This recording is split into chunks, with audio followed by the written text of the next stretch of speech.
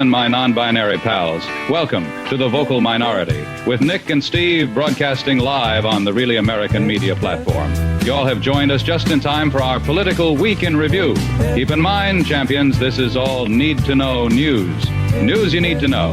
It's been another wild boar of a week, oink oink. So hop to it, boys. Let's get this dumpster fire under control before we start our weekend. That's right, dude. No, I mean, come on. Let's be honest. This has been one dumpster fire of a week. Welcome to the Vocal Minority with Nick and Steve.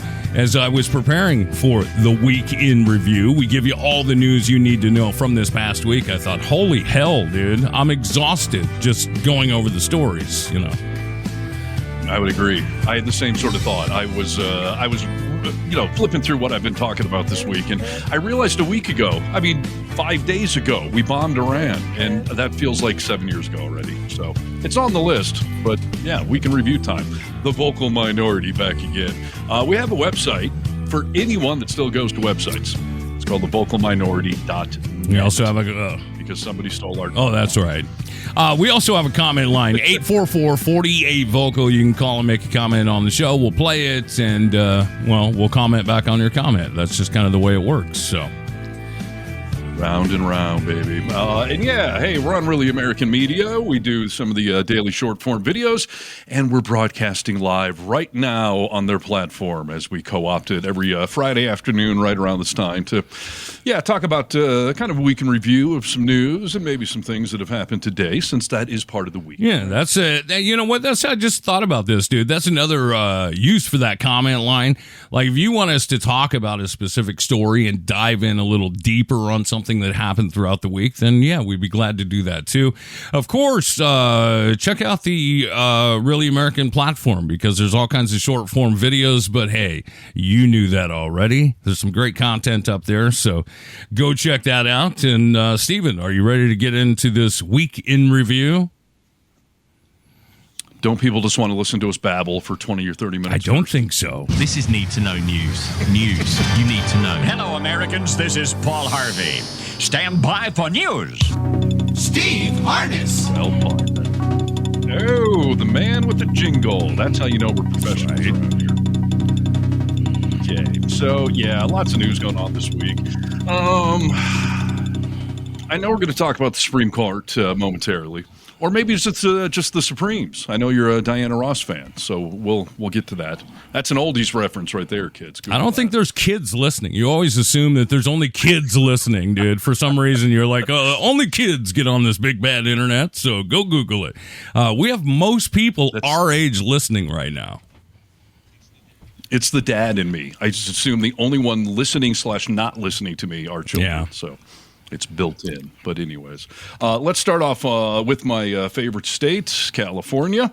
And you know what, Nick? I have another metric to gauge why California is the biggest and the best, not just literally, but metaphorically, in all of America. Please give it to me. Yes. As Nick knows and is sometimes irritated by, I've been singing the praises of California for years. It is the biggest, the baddest, the coolest, pop culture, economically, everything else, progressive, bastion of fun stuff out here. One of my metrics that I'm still standing by is the fact that more songs have been written about the state of California than any other state, hands down. The only entity that even comes close is New York City. But that, of course, is a city, not a state. So that was my original metric, California, most number of songs written about it. I dare somebody to prove Wouldn't me that wrong. just be, though, because most people are writing songs in California?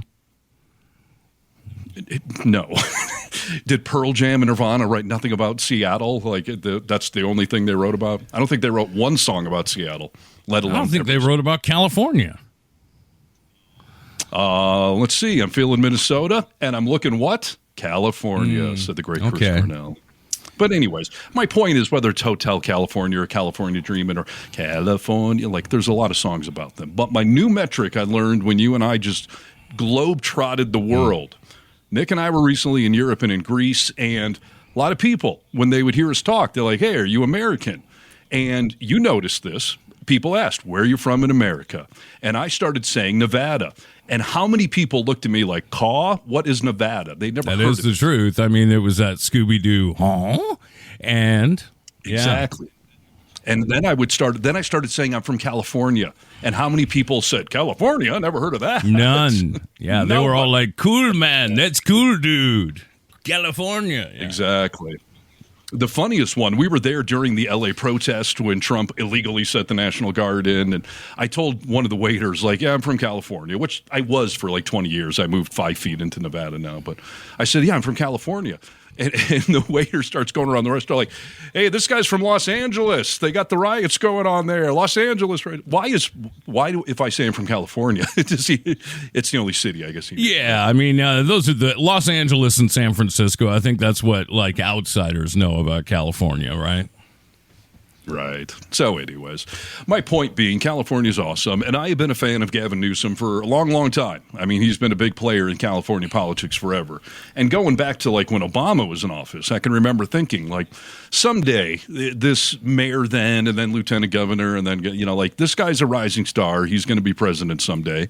And that day still may come. But he's obviously front and center in this battle going on with Trump nowadays because as much as I love California is as much as Trump despises it because of all the liberal powerhouse that it has. So, Gavin Newsom getting beat up a lot in general, which is also a sign that they are threatened and intimidated by him.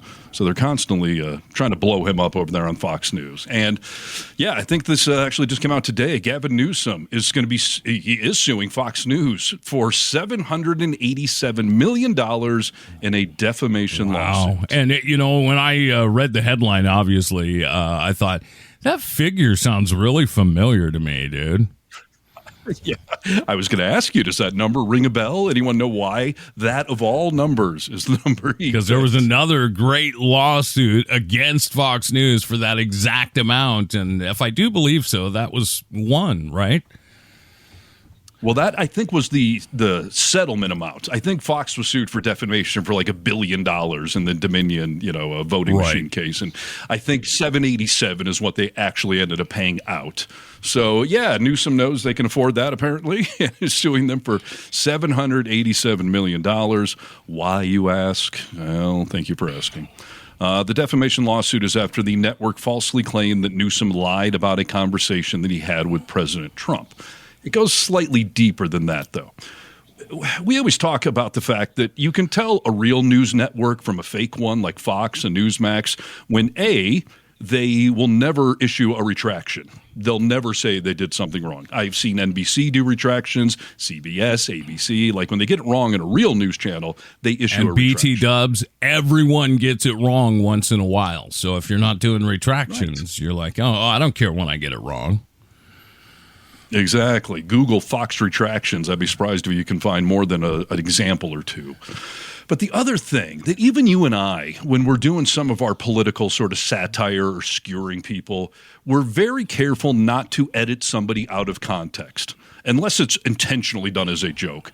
Like you always want to make your edits very obvious so that you don't portray to the audience that this is literally what the person said. If you cut out part of it to make it succinct, you're supposed to make a clear visual edit so that people can tell it's out of context, right?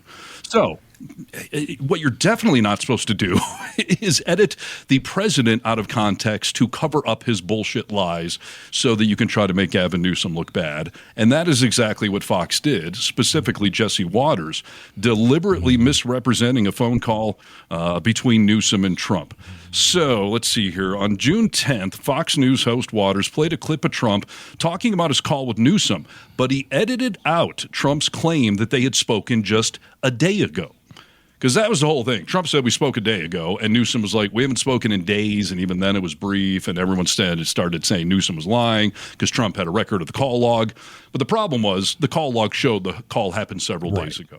So Fox News, in an attempt to make their dear leader look good, took out that yesterday thing and played it without that context, which is deliberately misrepresenting reality and was done to make Newsom look bad, to defame. It just shows you, dude, the Fox network is like WWE. Like, it's entertainment over there, you know?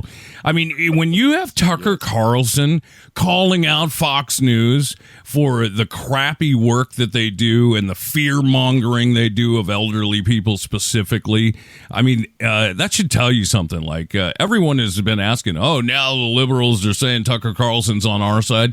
No, that's not true. We're just saying, like, oh, yeah, like Steve says, even a broken clock is right twice a day. So, Tucker, yep, you were right. Yes, indeed.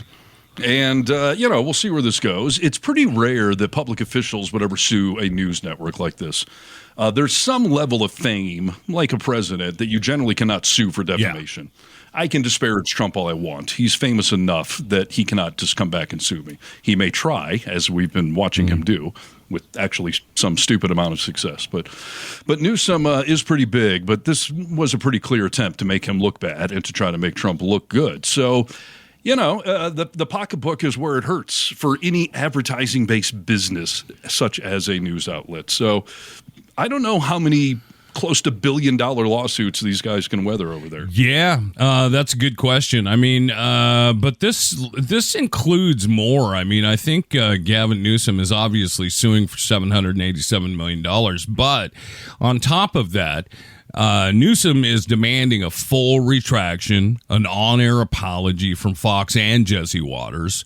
So there's more to it than just the money. Like, he's making a statement with the money, but he wants this corrected publicly. Yeah, and like we just said, that should be sort of the bare minimum. Any news channel that's been caught editing something out of context should simply just come out and issue a retraction. That would probably short-circuit the entire defamation lawsuit right there. Yeah. Because now they've publicly taken it back. So I don't know what he would be suing for, really, as far as damages go. But, yeah, they're probably going to dig their heels in and just be forced to dig deeper into their pockets someday, and I will find it. Dude, I'll find it hilarious. My only question is when is Jesse Waters, that bastard of a human being, going to be fired because he's causing too many problems, costing the network too much money? Well, if he loses this lawsuit, that'll probably do it, because that is why Tucker Carlson got fired. You know, we saw in that lawsuit that they had texts and communications going on that they knew they were lying on the show. They flat out knew it. And yet they did it. So when that lawsuit came down, somebody's head had to go on the pike.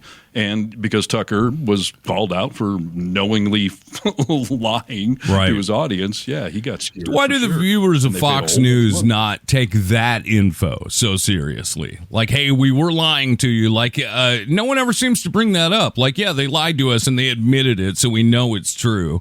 No one ever talks about that on the, MAGA side. It's a great question. I assume the bubble is so thick over there, it's hard to permeate it with stuff like that. And then you get into this mega Civil War stuff going on right now that we're seeing, where people like Tucker Carlson or even Marjorie Hobbitfoot Taylor Greene has recently called out Fox News as being propaganda. And they're not wrong, and I hate to agree with them, but yes, a broken clock is right twice a day, and they're right when they say that stuff. Yet the average Fox News viewer has somehow convinced themselves that it is not propaganda, that it's not a fake news channel. Yeah. They called themselves Fair and Balanced when they first started. I think they dropped that now. But they called themselves Fair and Balanced in an attempt to manipulate the audience. That obviously we're fair and balanced. It's the frickin' slogan for the station. So take our word. You shouldn't have to lead this podcast with, "Hey, we're Nick and Steve, and we're really honest." Okay, like that's a great sign that someone's just completely BSing you. Yeah, indeed it is. So, so we shall see. And Jesse Waters is a scumbag. And this might be an old story, but I just want to rehash it real quick. Do you remember either us talking about it or when this made news, this, I don't know, maybe a couple of years ago, about how Jesse Waters met his now wife? Don't recall, no. So she was a producer at Fox News, maybe even on the 5 or whatever he was on then, but she was a producer at Fox News. Jesse Waters was married at the time. Jesse Waters, he later told this story on the 5, and he thought that this was some I don't know, admirable story, romantic or something. But he described the fact that he went to this producer's car in their parking garage there at Fox Hellhole, let the air out of her tires, and then waited for her to go to get in her car, realized she had flat tires. He then pulls up and is like, hey, I see you got flat tires. Can I give you a ride home? Want to get in my car? Dude, that is he's Ted Bundy. He might as well be Ted Bundy. Right. Straight up serial killer move. And I believe it was Jessica Tarlov that said, like, are you kidding me? That is something a serial killer would do. And it is straight up creepy. And he just had this smug look on his face where he was proud. Like, what are you talking about? That's a great move I pulled. You know what it makes me wonder, dude? If he told that live on national TV, what has he done that he hasn't spoke of? Well, yes, exactly. I think there's a lot of skeletons in that closet over there at Fox News. Must be. I think when your mom comes out and says she publicly hates you and thinks that you're a terrible person, like, right? That is rough when you lose your mom and your key demographic. So, yeah. I'm just perusing some comments here on YouTube. We are live on YouTube. So if you're watching this right now on YouTube, it's 3:48 here on the West Coast, Friday afternoon. We're actually live, so feel free if you want to chime in on the comment section here. Let's see. Jesse looks like he got a feather in his pants. Is that a compliment? I don't know what that means. I assume it means he's got a little package. Oh, okay. But, yeah. As always, there's a good little debate going on here in the comment section, so keep it up. I'll try to keep an eye on it. Anybody has anything good to say, I'll chime in. Sounds good, yeah. Well, welcome to The Vocal Minority with Nick and Steve. This is a week in review, for crying out loud. This is Need to Know News. News you need to know. Steve, you did mention that we're going to talk about the Supreme Court. I'm going to start by saying, like, today was wicked and wild as far as the Supreme Court works. I don't think I've seen it work harder in a long time, since RBG was around, for crying out loud. Wicked and wild as far as decimating democracy and the co-equal branches of government? Yeah. I mean, exactly that. But can we talk about notification hell? I'm a person who hates to be on a text chain, like a family text chain. I'm like, enough already. I get it, dude. I don't want to hear this dinging. I felt like that today with the way these notifications were popping up. Supreme Court, Supreme Court, Supreme Court. I was like, are these all the same story? Yeah. So I've started to play a new drinking game, Nick. Every time I get a news alert that does not have the name Trump in it, I take a shot, and I am stone cold sober. Yeah, I imagine you are. Seriously, every time my phone beeps, it's what has he done now? That is just the first thought in my mind. I thought when Biden got into office, I thought for a while the news cycle was really off because everything wasn't about Trump anymore. But that grew to a better place. So I have a good feeling that once this nightmare that we're in right now is over, that we'll get back to some semblance of normalcy. Hopefully. Yeah, unless Don Jr. wins or J.D. Vance or Marco Rubio. Always have to depress me, dude. Why do you do that? It's a reminder of the reality we're living in. I want to say those are all preposterous things I just said. I also, in 2016 to 2024, it's like Trump's not winning. We all said it. We're all guilty. Right. All right, let's jump into these Supreme Court stories. I'm going to start with the first one being something that I think will be important to Steve. The Supreme Court has blocked Texas law. I know which story you're going to talk about. Oh, you do? Okay. Supreme Court blocks a Texas law limiting online porn access. This is obviously a much bigger story than porno. Okay, this is about our freedoms. This is about freedom of speech. It got a lot of things tied into it. The Supreme Court halted a Texas law that would have required porn sites to verify users' ages with government IDs. This has been a big problem for people because, I don't know. I'm Catholic, so I have a lot of guilt in me. So I don't want everyone knowing where I'm going and what I'm looking at. You know what I mean? So, well, sure. Let me make sure I heard you right. You didn't say they halted the law. They enforced. That's right. Yeah, okay. So yeah, Texas put this requirement in that any porn sites have to verify someone's age, which means you essentially have to hand over some type of personally identifiable information in order to verify that. You have to prove that you are as opposed to not. So yeah, the obvious question was, do you really want to hand all this info over to a porn company?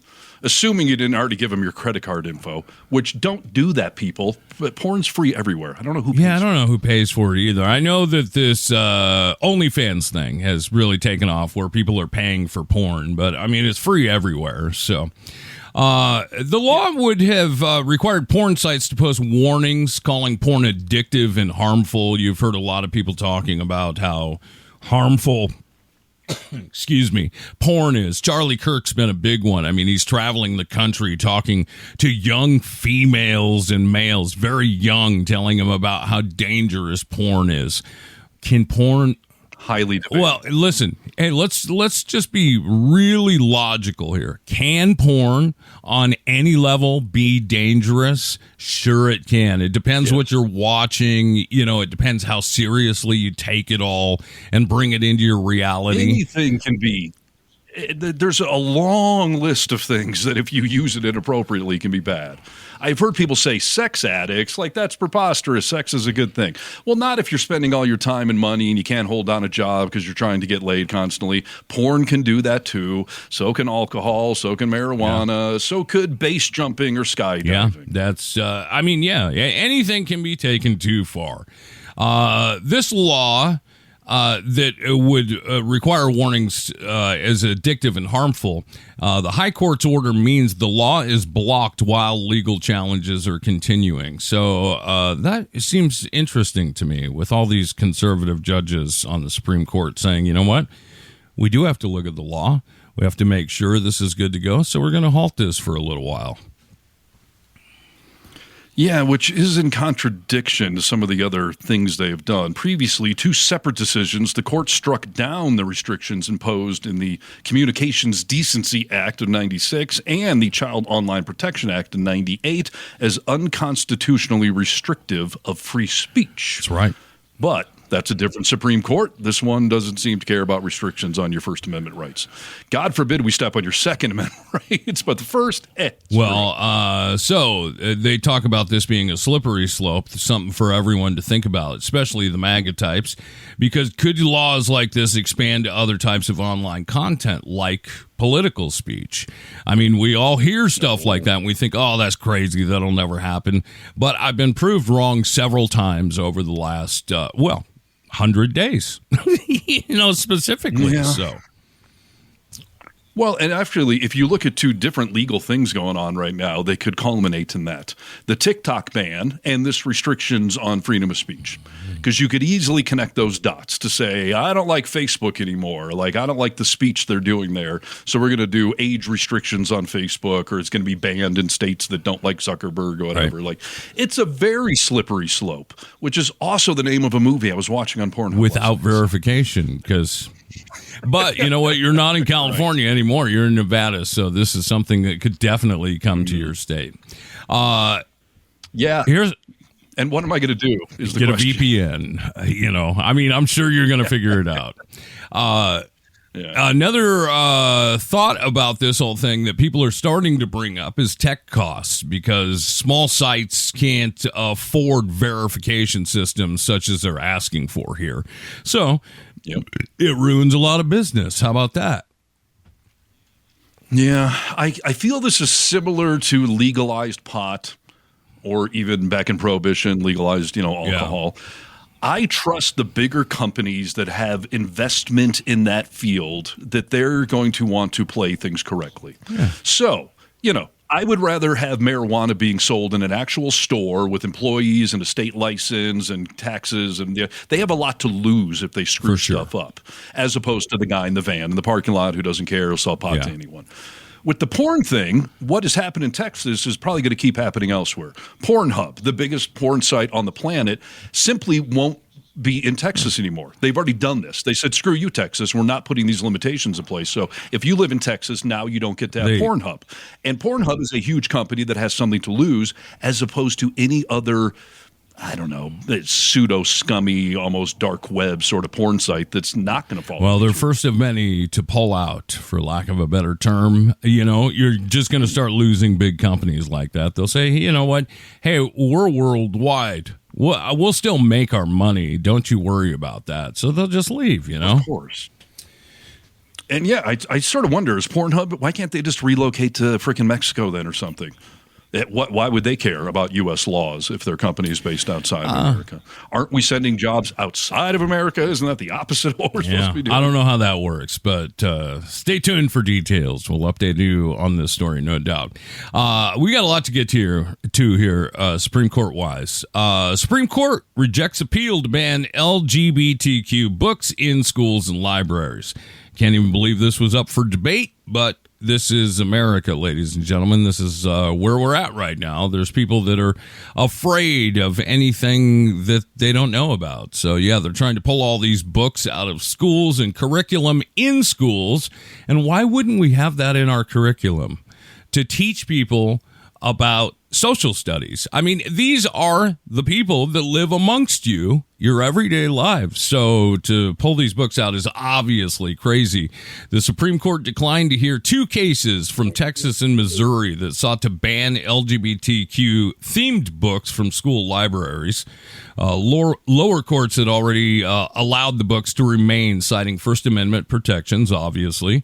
But conservative activists claimed the books were inappropriate and violated parents' rights. The High Court's decision means LGBTQ books stay on the shelves for now, which is the right move. Yeah, but hold on. I'm confused. I hate to debate this live on the show here. I thought they said that it was okay to censor those books as far as if my kid is in your class being taught that, I have a right based on my religious freedoms not to have my kid exposed to that. I don't think they were saying they could ban the books like you were just saying, but I think the ruling was that you could take your kid out of that class or have them not participate in that sort of thing based on your religious freedoms. True. That is true. Yeah. Okay. So it's a mixed thing there. I mean, you're right. They didn't ban the books, which is obviously the right thing. But they did essentially say that parents have the right not to be exposed to a book that states facts. That there are gay people, and some of them are married. Yes. Kids. So the Supreme Court did the right thing in upholding those books can remain in curriculum. I guess, if parents want to take their kids out of any particular curriculum that's being taught, I suppose you have the right to do that. I don't know why you would. I mean, if you really want to look into the studies on this, nothing is making your kid gay, bi, trans. Learning about something is not making you something. If you're already that thing, you may feel a little more connected to it and see it normalized in a society that hasn't done it, but it's not making you gay. Get off this argument. Yeah, that's funny because, if we all just read books about being billionaires, then apparently we'd all just be billionaires. Exactly. So. But this does open the slippery slope up. If I'm allowed to critique and pull students out of curriculum based on books, like, what is it, Alabama or whatever, that just allowed the 10 Commandments in classrooms? Right. Couldn't I say my kid shouldn't be in that classroom if you got the 10 Commandments on display? Or can I say that I'm a Satanist? So take the Bible out of any, classes or studies. It shouldn't be in the library. Yeah. Like, it does create quite another slippery slope. The theme of the sure does, dude. Yeah. It's just interesting watching the Supreme Court do their thing, and I'm just confused by a lot of it because it doesn't make a whole bunch of sense based on our Constitution to me. That they would say, you can, because you're exactly right. I mean, this could go in so many different directions. You don't like it when the pendulum swings the other way, but you're fine with it when it's something you enjoy. So, right. Yes. Well, and this pendulum thing are you done with that one? Can we talk about this federal courts not being federal anymore? So the other, big thing that came out of the Supreme Court today was Trump went with this absurd notion that federal judges cannot enact a federal, ban on something or can't put a stay on an order while the courts work it out. And the Supreme Court agreed with him, saying a federal judge in Washington state cannot issue a nationwide injunction on something. And that also seems slightly crazy because I thought federal judges were federal, not regional. Yes, dude. Yes. It seems crazy to me. I have no idea. If you can explain to me how they came to that decision, I'd do something dirty to you. Well, lube it up then, because they're in Trump's freaking pocket. They're in the MAGA agenda. They're trying to push their agendas by pretending that they're not a co-equal branch of government and letting Trump get away with this kind of stuff. But my pendulum, reference at the start of this was the fact that they didn't actually say that Trump can get away with this. They said the Oval Office, the White House, the administrative branch, that they can get away with it. So everyone, whether it's 3 years from now or 8 years, a Democrat will be president again someday. So MAGA out there, are you okay with the next version of Obama being able to do these exact same sorts of things? Because not only did the Supreme Court essentially give every president immunity moving forward, but now, a federal injunction in some, conservative state, screw them. I don't have to listen to them. Democrats can do this stuff too. This should freak everyone out, bipartisan. Sure. We've always said if Obama had done that, you guys would be freaking out. You don't think about that stuff when you're in the winner's circle and supporting the guy that you love so much. But I promise you will think about it, and you'll be pearl clutching very soon when that pendulum swings the other way. Absolutely. Stony Bake Nerd, if I'm saying that right, he says the judges are paid off on YouTube. I don't know if they're literally paid off with a bag of cash, but they certainly are being incentivized to be part of the MAGA agenda, whether it's the speeches they get to give, the books they can write, or the exotic trips they get taken on by wealthy donors and MAGA types. I don't think there's a bag of cash on their front porch, but there essentially is. So you are right. Who's Trip Boy? Clarence Thomas? He got cash. He did receive cash. He received cars. He received trips. So, yeah, you're 100% right. I mean, they're buying them off one way or another. Right. And that guy, that wealthy donor, ended up having a case in front of the Supreme Court. They're not just doing it for the hell of it. So, the Supreme Court has done a few things of late where I'm like, okay, maybe they're not completely in the bag for Trump. But then stuff like this comes out. And the other thing I really want to point out to everyone freaking out about the birthright citizenship ruling today, this was not actually a ruling on the merits of his executive order trying to overturn birthright citizenship. This is just saying that a federal court can't make an injunction nationwide. The merits of that case will still make its way through the courts. And I would be gobsmacked if somehow that is not declared unconstitutional, because I'm not a lawyer, Nick, but it's in the frickin' Constitution. So I don't see how that could not be unconstitutional to just try to get rid of it all on your own because we don't have kings in this frickin' country. Yes, we do, dude. We do. They've made that very apparent. And, I call this, I'm starting to think of all of this administration as loophole Larry, dude. I mean, all these are loopholes that they're finding to do stuff that we're like, what? That makes no sense. But that Stephen Miller, Project 2025, Steve Bannon, they're the king of these loopholes of hard, nonstop research on finding these ways around things that the founding fathers never intended to have happen. So, right. And the other problem, too, like I've said, it's going to work its way through the courts, but what damage will be done in the meantime? Because they're going to run roughshod. And this thing kicks in 30 days, where apparently his executive order will be, I don't want to say the law of the land, but it'll be precedent for now until it's defeated, hopefully in the courts. So we're going to have this window in time here for whether it's months or a year or two, where there will be people born in our country who will have no citizenship. Because they were born here, so they're denied the birthright citizenship. They weren't born in whatever country their parents are from, so they're not citizens there either. They will just be countries. They're in limbo, dude. And not in a No. Limbo is very fun. You're right. Let's talk about the last thing I have on my list for Supreme Court here for June 27, 2025. The Supreme Court agrees to hear challenges to Obamacare's preventative care mandate. We're still going over a lot of stuff with Obamacare. The conservatives hate Obamacare. And, even though it saves a ton of them that have been sick and, had insurance, the Supreme Court will hear a case that could gut the Affordable Care Act's preventative care mandate. What's at stake here? Whether insurers must fully cover services like cancer screenings, HIV prevention drugs, and other key preventative care without cost sharing. Again, a judge right out of Texas has ruled parts of the mandate unconstitutional, citing religious freedom concerns over certain services. So this makes no sense to me why you would gut that kind of stuff.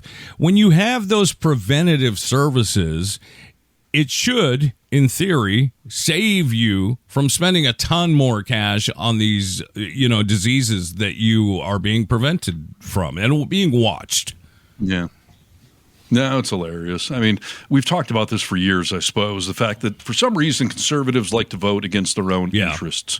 And a lot of these Supreme Court rulings today, conservatives are all for this, limitation on porn or going after Obamacare. But plenty of conservatives are on Obamacare and watch porn or smoke pot, these things that they publicly admonish. But behind closed doors, they're getting stoned, they're watching porn, they're getting their Obamacare. So I don't understand why they are so publicly against this stuff, that if it was actually taken away from you, you would be screwing yourself over. Also the name of a movie I watched last night. Wow. You better watch them before you can't any longer, Steve. Okay.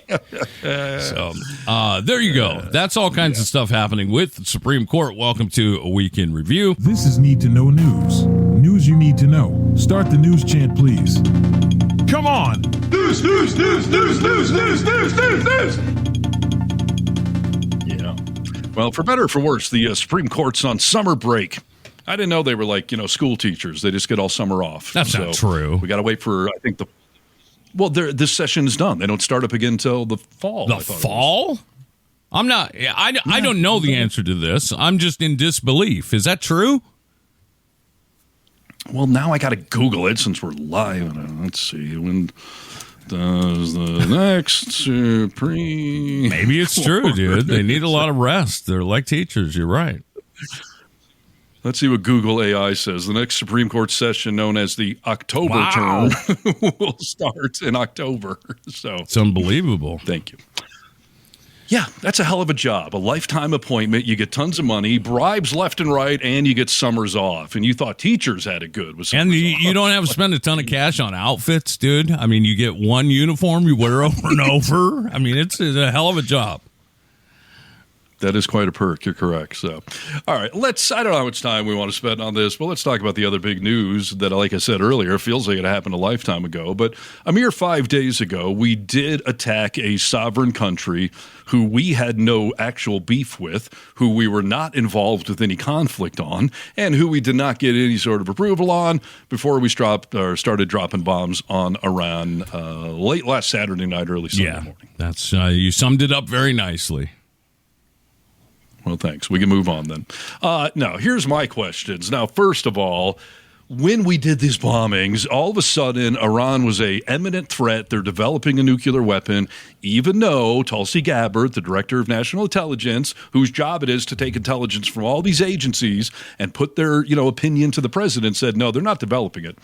Of course, she said that honestly before she knew there was some skeevy agenda going on here to find an excuse to bomb Iran. So all of a sudden, it was a big threat. Yet I never heard about it 3 weeks ago. I didn't hear about it during the campaign. I didn't even hear about the first couple months of his presidency. Yet all of a sudden now, last weekend, we have to bomb these people. Of course, dude. It was a quick decision. And doesn't that make you look bad if you hired Tulsi Gabbard for that position and she was like, yeah, this is not happening, and you're like, we're going to ignore that. Like, why is she still in the position then? Isn't she awful at her job? Well, that would be the admission. And I don't know if you've noticed, but she's not been at these press conferences. When they showed them in the Situation Room bombing Iran, she was not sitting there. Like, she has been blacklisted because she told the truth. And you cannot do that in MAGA world, Nick. That's a big no. You're right. And yeah, so she's been sidelined. And now Trump's painted in a corner, because if he fires her, then he looks bad. That was his hire, his best people that he hires. So kind of like Hegseth, like even though he's been called out and should be fired, Trump knows it looks bad if he starts firing people. Right. So he's just going to sideline her. But yeah, so apparently it was so important that we just had to bomb them. No diplomacy. And by the way, last Friday on the show, you played a clip that was great that I had not seen circulating anywhere about, well, describe it, the whole steak and lobster. Oh, yeah, that was just a clip of guys in the Army, men and women in the Army going into the chow hall, and they were being served steak and lobster and name brand soda. And they said, we're going to war. We're going to war. And I know my wife had brought that up before as an Army veteran. She was like, yeah, they treated us a lot better before they shipped us out. So I believed it. Yeah. I thought it was true, and it turns out it was. It did turn out to be true. And we did a video on Really American that got 100,000 something views, and that was in there. And a lot of people commented here on YouTube that I'm in the Army or the armed service, I'm enlisted, and this is 100% true. I've seen it before. I'm seeing it now. So it's a real thing. And my point is, on that same day, Trump had come out and said, I'm giving around 2 more weeks, while simultaneously knowing full well they were in the final stages of getting ready to bomb the country.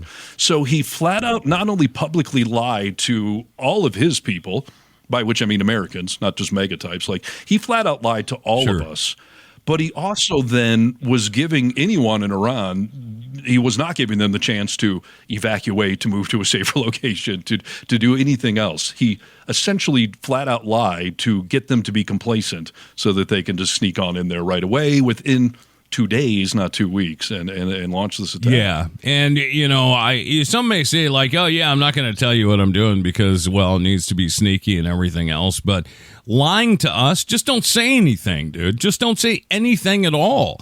But he always has to spout off, and I think he, to be honest with you, I know I'll probably take crap for saying this, but I think he gets off on this. Human lives, I don't think mean a lot to him, especially when they're not the same color as I am. And I think he gets off on this, to be quite frank. Yes. I think he is like a kid in a toy store after the store's been closed. He realizes he can play with everything. Yeah. He is president. It's his second term. He wants to do everything a president is able to do, whether it's pardoning people or attacking a country. He wants to play with his toys. He wants to put his stamp on stuff. So, yes, he created a reason to go bomb Iran, whether it's to distract us for the Epstein files, whether it's to have, be blowing Netanyahu or whatever. Yeah. He certainly did it completely unnecessarily. Yeah. Well, and then the aftermath, there's been so much debate over that for this past week. And I tend to not believe Trump. Imagine that. He comes out and says, it's decimated. It's decimated. And there's no proof of that whatsoever. I was listening to him talk earlier today, and he was like, all the granite and stuff, you can just see it's black. You look at the pictures, and it's just black. Like, of course it is, dude. A bomb went off, but you don't know how far it went down into the ground. You don't even know if it was there, that uranium. Yes. I mean, first of all, Trump lies like he breathes. Everyone listening to this knows that. And as I just pointed out, he lied just 2 days prior going into this. But for any president to come out right after you bomb something and to say total obliteration, like, you have not had time to assess that. So obviously you're just blustering like Trump does. Because as we know, everything with him is the biggest and the best ever. And that's an intentional gaslighting, brainwashing technique that Roy Cohen taught him years and years ago. So, yeah, obviously he's freaking lying. And then we get these reports that maybe there was severe damage, but it looks more likely like it was relatively mild, like maybe we sent him back 6 months. And Trump ignored our own intelligence assessment and went with an Israeli assessment that was 3 sentences saying like, oh, yeah, no, obliterated. Yeah, we can see it from here. It's destroyed. Isn't that what you would want them to think? Like, no more action over here. Like, you took it all. It's obliterated. It's done. You guys did a good job. It's crazy. Then Pete Hegseth came out and tried to spin it on all of us. The fact that we are not agreeing that this has been completely obliterated is somehow a diss to all the brave soldiers that took part in this mission, which was just it was such a load of crap, dude. Let's just talk about what really happened. Yes, that is a terrible classic Trump style deflection. And it annoys the crap out of me because obviously if we're saying that the damage was not as severe as you, President Trump, said, that's got nothing to do with the troops. The troops executed the mission they were given. No one's saying they missed the target or whatever. Should they have done it 50 more times to get deep enough to do what the goal? Maybe, but that's not the point. The troops did the job they were assigned for. They seem to have done it top notch. They hit their targets. No live. Like that is not the freaking point of questioning the intelligence coming in. And it's, I don't know if I'm allowed to swear. It's effing disgusting that he tries to deflect away from their own propaganda and tries to shame us into, admonishing the military. And did you see in that press conference, Trump said, we got a call from the pilots. The pilots called us very upset. Those pilots, they were crying. You made the pilots cry. Are you happy with yourself, CNN? Yes. What a load of crap, dude. It is just crazy to me that Pete Hegseth is so on board and such a butt buddy with Trump that every press conference he's in now, he always refers to Trump like, you're being mean to this guy, you're being mean to the president. And no, we're just looking for the facts, dude. Just tell us exactly what happened. We have the right to know. And if you noticed, everyone in Trump world is just emulating Trump now. They're mimicking him. Now everyone in the press, you're the worst, and what a terrible, disrespectful question. Totally. And whether it's Carolyn Levitt or Pete Hegseth, they're all just little Trump puppets. 100%. And he loves that. He asked for a cabinet of, worshipers, and he got it, dude. That's exactly what he has. Correct. And the other thing, my last point here on the Iran craziness, Trump in that same press conference, someone asked him, okay, so they had a bomb, apparently. They were eminently going to have a nuclear weapon, so we bombed them. You obliterated them, sure. Don't we need to get them to sign some sort of agreement now that they're not going to rebuild the nuclear arsenal, not going to try to weaponize again? Shouldn't we get something in writing so that we solidify this whole conflict and can move on? And Trump was like, I don't think it's necessary. I don't think it's that important. I believe them. They're not going to do it. They got the message. Right. So it was important enough to bomb them, but not important enough to get them to sign a document saying, we're not going to do that again. Because he knows they weren't doing it in the first place. He knows they aren't going to sign something like that. And he does know we don't need it because it was never a real thing in the first place. Yeah, this will be interesting to see where this all goes. I guess not that it matters, but, do you have any fear in your body for retaliation? Yes. And I'll tell you, I read an interesting article this week that at first I thought was sort of alarmist, but it made more sense the more I thought about it. And that, I don't remember the author's name, but she wrote an article basically saying that Trump would actually be happy if there was a domestic terrorism attack, whether it's from Iran or somebody sympathizing with them, that he would like for there to be a terrorist attack on home soil because that then allows him to essentially declare martial law, say, look, everyone, there's an imminent threat in the country. I get to take over. I'm going to send in the troops. Because the Supreme Court has said repeatedly, when it comes to national security, that the president gets a wide berth.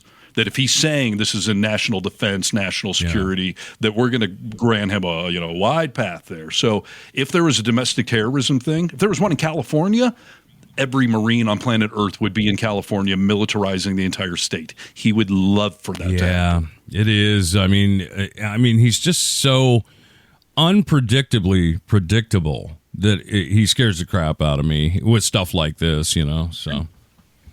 Absolutely. I mean, his whole defense for sending the National Guard to California was lawlessness, the city's on fire and all that. So if there's actually lawlessness because of a terrorist attack, the city's actually on fire, then he would actually have the credibility to do it. And it would probably take forever in the courts to even work it out, and they'd probably side with him because it would be national defense at that point.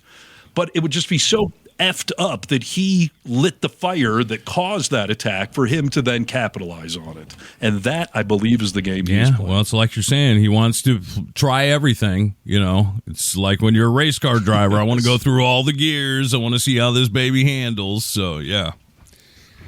Yeah, spot on. So, good luck, Iran. Scary times, ladies and gentlemen. Need to know news. News you need to know. Oh, hey, dude. Here, let me give you a little something positive for you to think about. You are a fairly educated person, and you could become more educated now for $0, okay? Did you know that Harvard thinks we all need a little crash course in how the U.S. government works? And because of that, they thought, all these people are just reading Facebook comments, they're getting all their news and think they know, how politics works based off Facebook. They are starting free Harvard courses you can take online right now to go learn about the Constitution, about our country, about our government. Yes. Harvard has actually offered free courses like this for a while, but not necessarily on this topic. So it is not a coincidence that now they're like, hey, those free courses, we're going to do some on basic government, constitutional law and whatnot. But I don't know. That would be sort of a feather in the cap to finish some Harvard, even if it's an online course. If you could say you went to Harvard, there you go, Jesse Waters. That's your move. Like, I went to Harvard, not popping people's tires, okay? Harvard University offering free online courses that cover the foundations of American democracy, civic engagement, and you can audit these all at no cost and brush up on how your government works. So go check that out while it's still available, because things are happening with our universities around this great country of ours.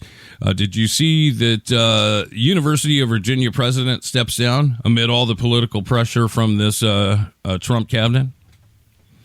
Yeah, it's freaking disgusting what he's doing to our colleges, and that any of them are bending over or seating. Yeah, I mean, gosh, I don't know how you fight it without fighting it, as far as bending over. Well, this particular story, the president of the University of Virginia, James Ryan, announced his resignation, citing intense political pressure from the Trump administration over the university's diversity, equity, and inclusion programs. That's nuts, dude. This guy, Ryan, who has led UVA since 2018, was previously the dean of Harvard's Graduate School of Education, said he could not in good conscience continue a battle that might harm the university's students, faculty, and finances. He plans to leave his post by mid-August, a year earlier than he initially intended. So apparently he's stepping down to try and leave the university, the faculty, the students all in a better place. I don't know if it was the right move. How does losing your leader, how does losing somebody who could fight back, how does that happen? If you are hated by Trump and the DOJ so much that they are going to be myopic and just focus on you and trying to ruin your school, maybe you got to step back. But why were they focused on you? They focused on you because you were the president of the college. There's going to be another president of the college. They're going to then focus on that person. Yeah, who knows? I mean, maybe he is setting up the next president to come in and be like, yeah, we're going to do away with DEI. These universities could take some great examples from huge companies like Costco, who have said, you know what, we're not going to step away from DEI, and they are thriving. So yeah, I don't know if it was the right move, but it's a move, and he's leaving, and it is just another puzzle piece pulled out of this beautiful puzzle that we call America. Yeah, and we've been hearing that Harvard's trying to come to some settlement with Trump. Like, there's no settlement here. There's a right and a wrong, and Harvard's got the money to fight this. And Harvard could, I don't know, just shut down for the next 3.5 years and be just fine. Like, they will outlast Trump. They've been around for a very long time. They're going to be around for a long time. So use your stature and this billions you're apparently sitting on to fight the good fight and go down in the history books that you're going to be teaching future students that you did the right thing. Not that you sort of stood up and then we compromised with a dictator. Yeah. It's absurd. And there's another story that I'll get to here. Are you done with that?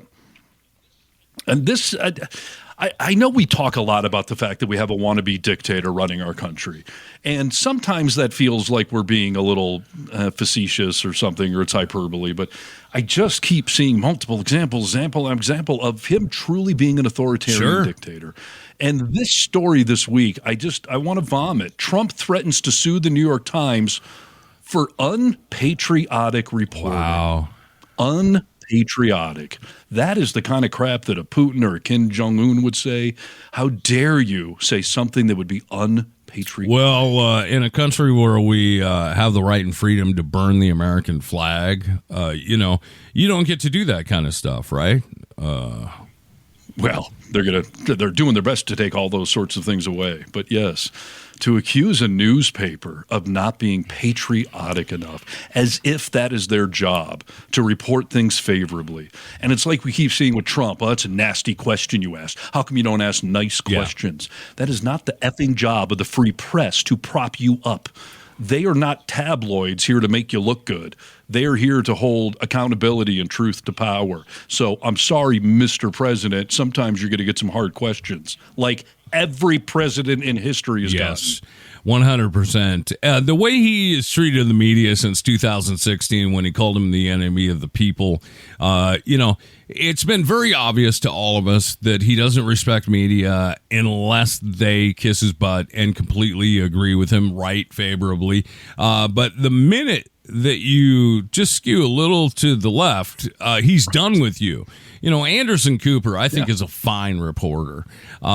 He's been getting into it with Anderson Cooper.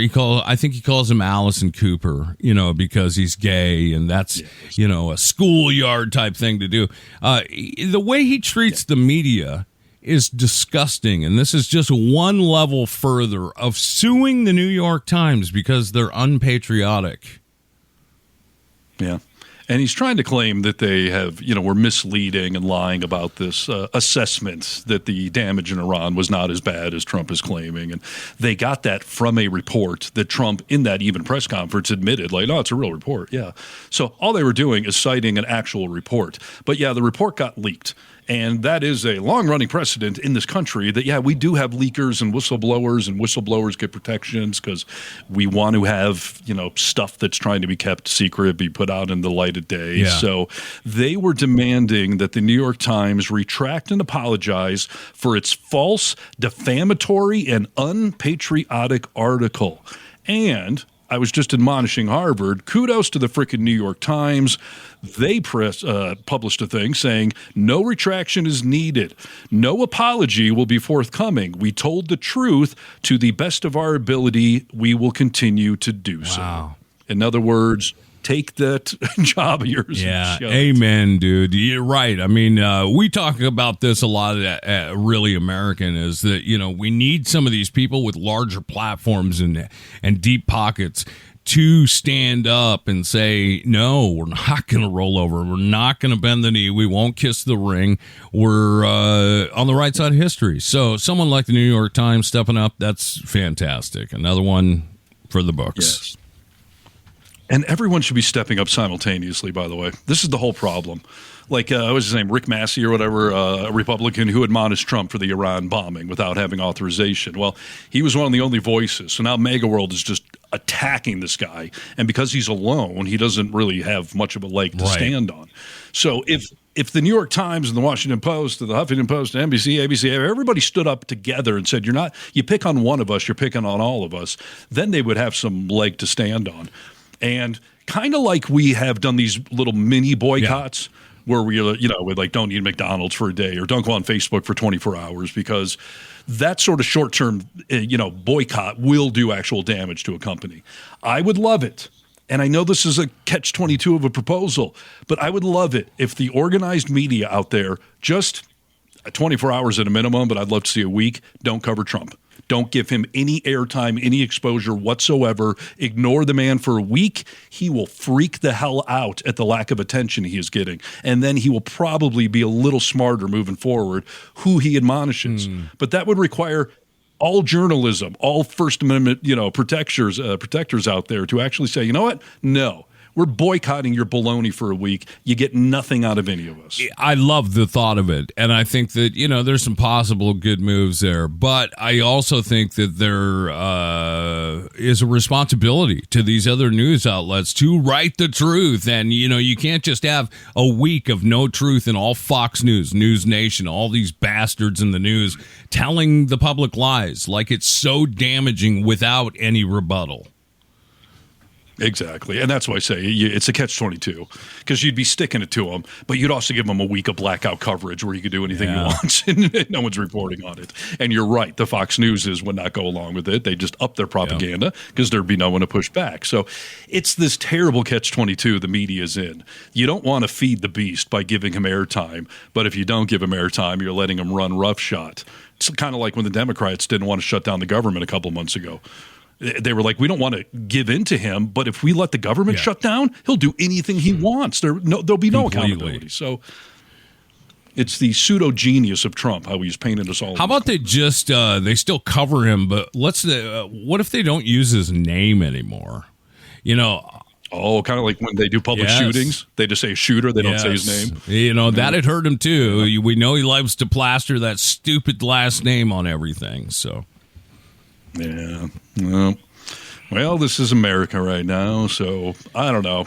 I'm waiting for everyone at Really American to either get audited or deported, because we are full-time 24/7 just attacking this administration because they deserve it and they need it and America needs it. And we constantly get comments from people saying that we appreciate what you guys are doing. Yeah. But, one of these days, geez, we're all going to end up in Guantanamo with freaking Brian Tyler Cohen and David Pakman. We're all going to Guantanamo. Everyone's going. It'll be a nice place to visit, because there'll be so many good people there.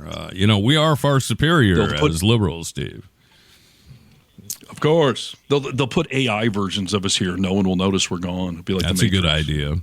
Hey, if you are new to the platform, you caught our show, please subscribe to Really American, and follow the show, because, we work hard, tirelessly, to put out content about what's going on politically around not only our country, but around the world. We focus mainly on here until Trump decimates and bombs other countries. Then we'll talk about them. Right. So, this will be archived on Really American, but you can hear the audio version of this on every podcast platform, Spotify, Apple, and all that stuff. So find it, thevocalminority.net. And, we're on Really American, but we also have our own socials, and you can find them on any credible social media, which means all of them except Truth. And thanks for being part of the resistance, part of the solution, and thanks for listening to the podcast, for crying out loud. This has been another production of The Vocal Minority with Nick and Steve. Don't forget to check out all the social media, as the boys are on most platforms. Thanks for being part of the resistance, part of the pushback. Champions all around. Good day. Indeed.